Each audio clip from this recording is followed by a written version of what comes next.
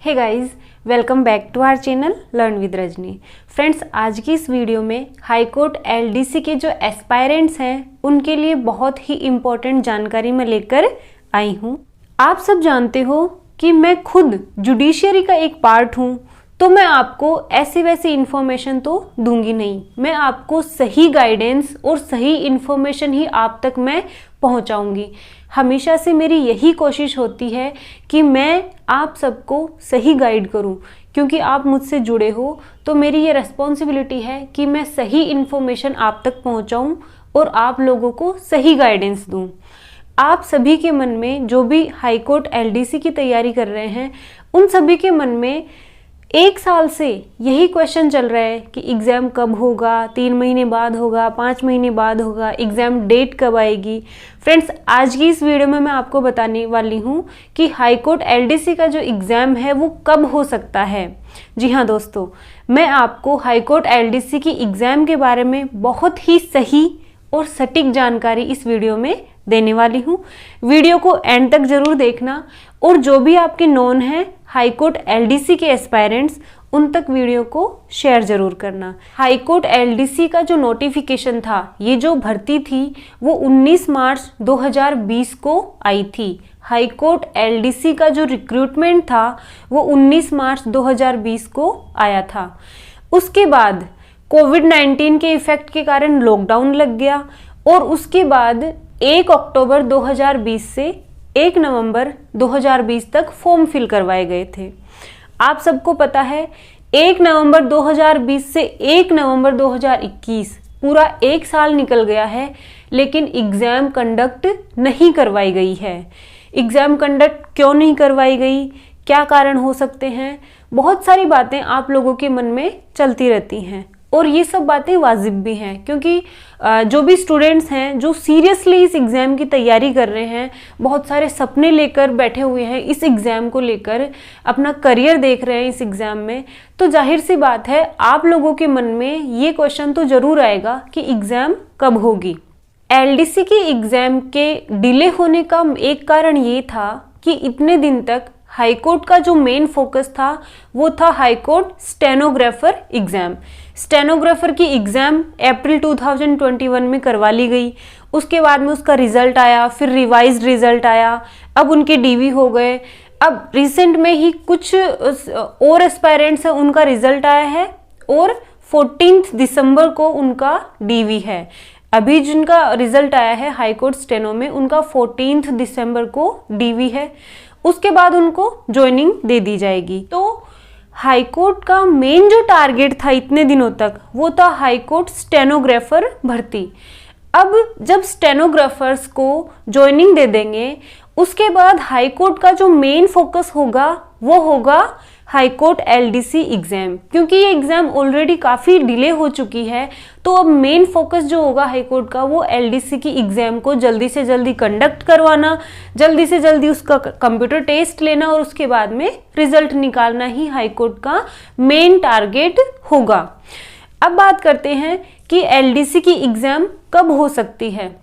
बहुत ही सटीक और सही जानकारी जो है वो ये है कि एलडीसी की एग्ज़ाम, हाई कोर्ट एलडीसी की जो एग्ज़ाम है वो मार्च के फर्स्ट हाफ में हो सकती है। मार्च 2022 के फर्स्ट हाफ में आपकी एग्ज़ाम जो है वो कंडक्ट करवाई जा सकती है। पूरी पॉसिबिलिटी है कि मार्च के फर्स्ट हाफ में हाई कोर्ट जो है वो आपकी एग्ज़ाम ले लेगा। दूसरी चीज़ ये कि रिटन एग्ज़ाम होने के बाद आपको बहुत कम टाइम मिलेगा कंप्यूटर टेस्ट के लिए। रिटन एग्ज़ाम होने के बाद आपको 45 to 60 डेज मिल सकते हैं। 2 महीने, अप्रोक्सीमेटली 2 महीने का टाइम आपको हाई कोर्ट देगा कंप्यूटर टेस्ट की तैयारी के लिए। तो आप अपनी जो प्रिपरेशन है उसको सिलेक्शन तक पहुंचाने के लिए कौन कौन सी स्ट्रेटजीज अपनाएंगे, और अच्छी स्ट्रेटजी आपको फॉलो करनी है और उस अच्छी स्ट्रेटजी से ही आप अपनी प्रिपरेशन को सिलेक्शन तक पहुंचा सकते हैं, और वो स्ट्रेटजी जो है वो मैं आपको बताऊंगी। हाईकोर्ट एलडीसी से रिलेटेड और भी मैंने बहुत सारे वीडियोस बना रखे हैं, जिनका लिंक मैं आपको डिस्क्रिप्शन में दे दूंगी। जिन स्टूडेंट्स ने वो वीडियो नहीं देखे हैं, एक बार जाकर उन वीडियोस को भी आप विजिट कर लें। हाईकोर्ट एलडीसी की एग्जाम से रिलेटेड और भी बहुत सारी चीजें आपको उनमें मिलेंगी। अब देखिए, टाइम इतना कम है, अचीव बहुत कुछ करना है। 3 मंथ्स का टाइम है अप्रोक्सीमेटली। अब आपको करना क्या है, इस 3 मंथ्स के पीरियड में आपको एक रूटीन फॉलो करना है, अपना एक टाइम टेबल बना लेना है पूरे दिन का। पूरे दिन को डिवाइड कर लेना है, पूरे दिन का जो टाइम है उसको डिवाइड करके उसके बाद आपको अपनी स्टडी करनी है। कुछ टाइम आप दोगे राजस्थान जीके को, कुछ टाइम दोगे हिंदी को, कुछ टाइम दोगे इंग्लिश को, और कुछ टाइम आप दोगे कंप्यूटर टेस्ट यानी टाइपिंग एंड एफिशिएंसी को। मैं बार बार एक ही चीज रिपीट कर रही हूं कि टाइपिंग आपको रिटन टेस्ट के साथ साथ ही तैयार कर लेनी है। टाइपिंग जो है वो रिटन टेस्ट के साथ आपको तैयार क्यों करनी है? इसलिए करनी है क्योंकि जो लर्न करना होता है, कोई भी चीज मान लो आपको लर्न करनी है, उसको आप ओवरनाइट में लर्न कर सकते हो, रट सकते हो, लेकिन स्किल जो है वो एक ऐसी चीज है आप उसको ओवरनाइट गेन नहीं कर सकते हैं। स्किल को आप ओवरनाइट गेन नहीं कर सकते हो। स्किल जो है वो धीरे धीरे ही डेवलप होती है। तो मैं आपको पहले दिन से ही कह रही हूं कि रिटन एग्जाम के साथ साथ आपको टाइपिंग भी स्टार्ट कर देनी है और टाइपिंग पर भी फोकस करना है, क्योंकि रिटन एग्जाम के बाद आपको ज़्यादा टाइम नहीं मिलेगा और बहुत ही अच्छी टाइपिंग स्पीड अपनी मेंटेन कर लेनी है। अब देखिए, सब लोग पढ़ते हैं, पूरा मैटर पढ़ते हैं, लेकिन जब एग्जाम पास आ जाता है, जब आपकी परीक्षा एकदम नज़दीक आ जाती है, तब आपको क्या करना चाहिए? मैं मेरे पर्सनल एक्सपीरियंस से आपको बता रही हूँ कि जब एग्जाम पास आ जाए तब आपको ज़्यादा से ज़्यादा क्वेश्चंस करने चाहिए। ज़्यादा से ज़्यादा क्वेश्चंस करने चाहिए प्रीवियस एग्जाम्स के, या और भी मॉडल पेपर्स होते हैं वो आपको सॉल्व करने चाहिए। आप बहुत पहले से तैयारी कर रहे हो, 1 साल से आप एलडीसी की तैयारी कर रहे हो, लेकिन अब एग्जाम जो है वो कंडक्ट होने ही वाला है। 3 महीने मान लो आपके पास 3 महीने हैं। 3 महीने में आप क्या करोगे ऐसा कि आपकी प्रिपरेशन जो है वो सिलेक्शन तक पहुंच सके? 3 महीने में आप ये करोगे, आप ज्यादा से ज्यादा क्या करोगे? क्वेश्चंस निकालोगे। राजस्थान जीके के लिए मैंने आपको मूमल बता रखी है। अब मूमल का रिसेंट में ही अगस्त 2021 में ही उसका एक न्यू एडिशन आया है मूमल का, वो परचेज कर लें। और मूमल में राजस्थान जीके के प्रीवियस एग्जाम्स के आए हुए सारे क्वेश्चंस हैं, उनको आप अच्छे से याद कर लें, क्योंकि राजस्थान की एग्जाम्स में बहुत सारे क्वेश्चंस जो होते हैं वो रिपीट होते हैं। ओके, तो आपको मूमल जो है वो उसके सारे क्वेश्चंस पढ़ लेने हैं। हिंदी के लिए भी मूमल अपनी प्रीवियस एग्जाम्स में आए हुए क्वेश्चंस की बुक निकालता है, तो हिंदी के लिए भी आप उसको पढ़ सकते हैं। रही बात इंग्लिश की, इंग्लिश के सारे टॉपिक मैं बहुत ही जल्दी अपने इस चैनल पर करवा दूंगी। उसके बाद फैब में हम क्या करेंगे? उसके बाद फैब में हम सिर्फ और सिर्फ टेस्ट सीरीज करेंगे। प्रीवियस एग्जाम में आए हुए मैं क्वेश्चंस करवाऊंगी, और जो मेरा टेलीग्राम ग्रुप है उसमें भी मैं डेली क्विजेज करवाती हूँ, इंग्लिश की और जीके की। हिंदी की भी अभी स्टार्ट कर देंगे। तो इस तरह से आप उस ग्रुप से जुड़कर भी नए नए जो क्वेश्चंस हैं, जो क्विज हैं, उनमें आप पार्टिसिपेंट ले सकते हैं। राजस्थान हाईकोर्ट एलडीसी एग्जाम में इंग्लिश का जो सिलेबस आएगा वो सारा सिलेबस बहुत ही जल्दी मैं इस पे कंप्लीट करवा दूंगी अपने चैनल पे, उसके सारे टॉपिक्स कंप्लीट करवा दूंगी।